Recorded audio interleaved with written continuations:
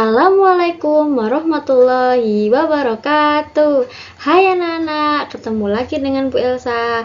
Di sini Bu Elsa akan membahas materi IPA kelas 5 tentang sistem peredaran darah.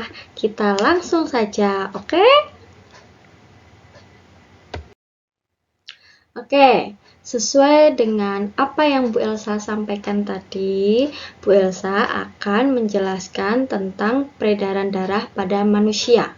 Jadi, peredaran darah atau aliran darah di dalam tubuh manusia terjadi melalui 3 peredaran darah, yaitu jantung, pembuluh darah, dan paru-paru. Yang pertama tadi jantung, ya kan? Nah, jantung berfungsi memompa darah ke seluruh tubuh. Jantung terletak di dalam rongga dada sebelah kiri, dan jantung terdiri atas 4 ruang. Serambi kanan, serambi kiri, bilik kanan, dan bilik kiri. Untuk fungsi-fungsinya, Bu Elsa juga sudah menuliskan di channel ini. Kalian bisa baca dan kalian juga boleh kok nulis, oke? Lanjut. Nah, antara serambi dan bilik terdapat sekat atau katup jantung yang berfungsi untuk mencegah bercampurnya darah yang mengandung oksigen dengan darah yang mengandung karbon dioksida. Jadi, sekat yang dimaksud yaitu bagian ini anak-anak. Apakah kursornya tertunjuk? Jadi, di antara apa? Batas antara serambi dan bilik. Oke? Nah, lanjut. Jadi, jantung bagian kiri itu mengandung darah bersih yang berasal dari paru-paru. Sedangkan jantung bagian kanan mengandung darah kotor yang berasal dari seluruh tubuh. Nah, yang kedua adalah pembuluh darah. Apa itu pembuluh darah dan dibagi berapa jenis ya? Nah, pembuluh darah manusia itu dibagi menjadi 2 anak-anak. Yang pertama pembuluh nadi atau bisa disebut juga arteri, dan pembuluh balik atau juga vena. Kalian juga bisa menyebutnya dengan vena. Jadi, pembuluh nadi atau arteri adalah pembuluh yang membawa darah kaya oksigen keluar dari jantung ke seluruh tubuh. Sedangkan pembuluh balik atau vena yaitu pembuluh yang membawa darah kaya karbon dioksida keluar dari seluruh tubuh menuju ke jantung. Sudah paham sampai sini? Jangan capek ya. Mari lanjut. Nah, di sini juga Bu Elsa menuliskan tabel perbedaan antara pembuluh nadi dengan pembuluh balik. Oke, kalian bisa melihat, coba dipahami juga ya anak-anak. Kalau perlu, kalian juga bisa menuliskan ini di buku catatan kalian supaya lebih paham dan bisa mengerti perbedaan antara pembuluh nadi dan pembuluh balik. Oke? Kita lanjut. Nah, tadi yang pertama sudah jantung, yang kedua ada pembuluh darah, dan yang ketiga adalah paru-paru. Di sini Bu Elsa akan membahas tentang paru-paru.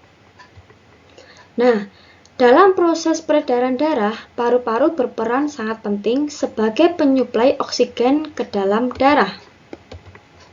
Nih, kalau kalian masih ingat gambar ini, itu kita bahas di tematik tema 2 kelas 5, ya kan? Kita pelajarin lagi. Jadi, darah yang diedarkan ke seluruh tubuh tidak lagi mengandung oksigen, akan tetapi banyak mengandung karbon dioksida. Setelah itu, setelah kembali ke jantung, darah yang kaya mengandung karbon dioksida tadi dipompa ke dalam paru-paru. Nah, selanjutnya karbon dioksida itu diambil dan diganti oksigen melalui pernafasan kita. Sampai situ tadi sudah paham apa belum? Dipahamin ya. Nah, ada proses peredaran darah. Peredaran darah itu dibagi menjadi 2 anak-anak. peredaran darah kecil dan peredaran darah besar. Kita bahas ya.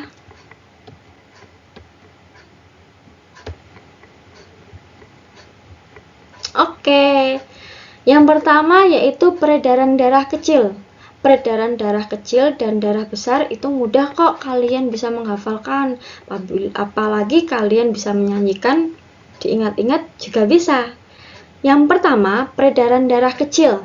Jantung, paru-paru, jantung. Yang artinya peredaran darah dari jantung ke paru-paru dan kembali lagi ke jantung. Itu adalah peredaran darah kecil. Sedangkan peredaran darah besar, jantung ke seluruh tubuh kembali ke jantung kecuali paru-paru. Bisa? Jadi, peredaran darah besar atau juga bisa disebut dengan peredaran darah tubuh, yaitu dari jantung ke seluruh tubuh kembali ke jantung kecuali paru-paru. Seperti yang Bu Elsa tadi katakan anak-anak. Oke? Sudah paham ya? Sip. Nah, yang terakhir yaitu Bu Elsa akan membahas tentang gambar bagan peredaran darah manusia. Tadi kan sudah dibedakan ya, ada peredaran darah kecil dan ada juga peredaran darah besar. Oke, di sini Bu Elsa sudah membantu kalian loh untuk menuliskan nomor-nomornya. Sekarang giliran kalian menuliskan 3 itu apa, 10 itu apa, 8 itu apa, 11 itu apa. Nanti kalian urutkan. Peredaran darah kecil itu dimulai dari angka 3. Bu Elsa kasih contoh angka 3. Angka 3 di mana ya? Nah, di sini. Jadi ini anak-anak, selain Bu Elsa sudah menuliskan atau gambar ada di sini juga Bu Elsa sudah membuat keterangannya.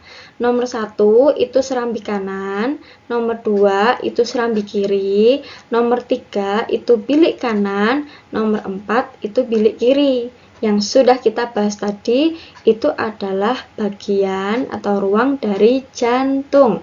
Nah, nih di sini juga sudah ada garis-garis tanda panah yang berwarna biru dan berwarna hitam yang menandakan darah mengandung oksigen itu di garis warna biru peredarannya, sedangkan yang garis-garis warna hitam dia mengandung darah karbon yang kaya karbon dioksida.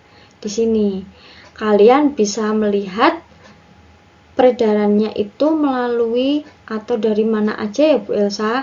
Coba kalian tuliskan di buku tulis kalian, kemudian ditulis 3 itu bilik kanan, terus 10 itu apa ya, diurutin. Oke anak-anak, ada pertanyaan? Bu Elsa kira kalian sudah paham dan pasti mudah dipahami. Semangat belajar ya anak-anak. Oke? Terima kasih. Semangat belajar anak-anak. Wassalamualaikum warahmatullahi wabarakatuh. Dadah.